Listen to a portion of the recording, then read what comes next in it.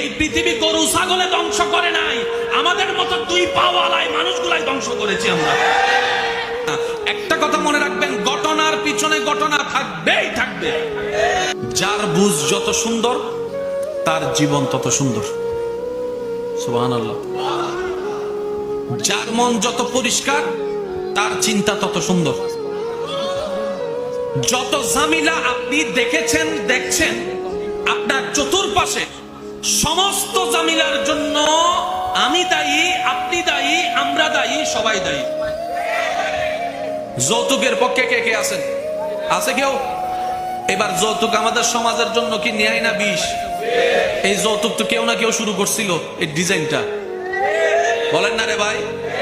ওই ডিজাইন যেদিন শুরু হয়েছে সেদিন যদি গলা চিপে ধরা যেত, আজকে হাজার মেয়েদের বিবাহ বন্ধ হয়ে থাকতো না যৌতুকের কারণে। কথা বলেন ঠিক কিনা? হাজার হাজার যুবতী আমার বোনেরা ফাঁসির কাস্টে যুক্ত না, নিজের আত্মহত্যা করতো না এই যৌতুকের কারণে। যতগুলা হত্যা হয়েছে এগুলার পিছনে আপনিও দায়ী, আমিও দায়ী, আমরাও দায়ী। এবার আমি বলবো, আপনারা শুধু একমত হবেন কি হবেন না আপনার ব্যক্তিগত ব্যাপার। আমি বলে যাচ্ছি, শুধু মিলাবেন। পৃথিবী ধ্বংসের পিছনে আমরা দায়ী,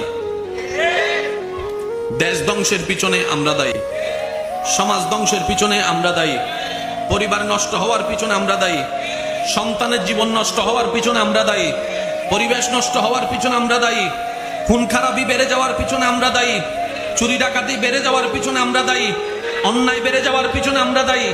হয়তো কোনো জায়গায় আপনি দায়ী, না হয় কোনো জায়গায় আমি দায়ী। আমি হই মানুষের দলে, আপনিও মানুষের দলে। এই পৃথিবী গরু ছাগলে ধ্বংস করে নাই, আমাদের মতো দুই পাওয়ালাই মানুষগুলাই ধ্বংস করেছি আমরা। এবার বলেন দোষ কার? জোরে বলেন, আগে এটা ক্লিয়ার হয় না। দোষ কার? দোষ কার? দোষ কার? আমাদের। আমার কথাকে অন্যভাবে নিবেন না। প্রতিটা ঘটনার পিছনে একটা ঘটনা থাকে, প্রতিটা ঘটনার পিছনে একটা ঘটনা থাকে, এটা আপনার মেনে নিতে হবে। ঘটনা ছাড়া কখনো রটনা হয় না। আরো জোরে বলেন না, আরো জোরে বলেন। ওই মেঘের গর্ষণে যে আওয়াজটা শুনি আপনি আমি, বিজলি চমকানোর আওয়াজ, এই আওয়াজটা শোনার পিছনেও কিন্তু একটা কারণ আছে। ওই ঘর্ষণটার কারণেই হয়েছে, যেটা আপনার আমার দেখা মনে না। একটা কথা মনে রাখবেন, ঘটনার পিছনে ঘটনা থাকবেই থাকবে। এই কথায় সবাই একমত আছেন? একমত আছেন? এবার একটা ডায়লগ আপনারা প্রায় সময় শুনেন, গাছ লাগান। আরো জোরে হন না, গাছ লাগান। আজকে থেকে 200 বছর আগে কথাটা তো শোনা যায়নি, এখন কেন শোনা যাচ্ছে? তখন পরিবেশ বিজ্ঞানী বলে পৃথিবী রক্ষার জন্য, ভারসাম্য রক্ষার জন্য গাছের দরকার। তো গাছগুলা গেল কই? তাদের তো পা নাই যে হাইটে হাইটে চলে যাবে। তখন পরিবেশ বিজ্ঞানী বলে, হয়তো তুই কাটছস, না হয় আমি কাটছি, না হয় আমার দাদা কাটছে, না হয় তোর দাদা কাটছে। ওই গাছ কাটার কারণে পরিবেশের ভারসাম্য নষ্ট হয়েছে। আজকে ওই দাদা নানাদের ভুলের কারণে আজকে আমরা গ্লোবাল ওয়ার্মিং এর সাজা স্বীকার করছি। আগে আমাদের ঋতু ছিল কয়টা?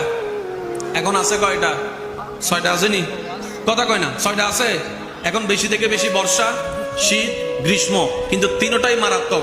গ্রীষ্ম যখন হয় গরমে ফাটাই ফেলে, শীত যখন হয় কাঁপাই ফেলে, আর বৃষ্টি মামুক তো ঠিক ঠিকানা নাই, যে কোনো মুহূর্তে। এগুলার দায়ী কারা? জোরে বলেন, এগুলার দায়ী কারা? নালা নষ্ট করছে কারা? খাল নষ্ট করছে কারা? নদীর পানি নষ্ট করছে কারা? সাগরের পানি নষ্ট করছে কারা? আল্লাহ যা দরকার, যতটুক দরকার সব ডিজাইন করে দিয়েছেন এবং নিয়মে বেঁধে দিয়েছেন। আমরা যেদিন থেকে নিয়ম অমান্য করা শুরু করছি, আগে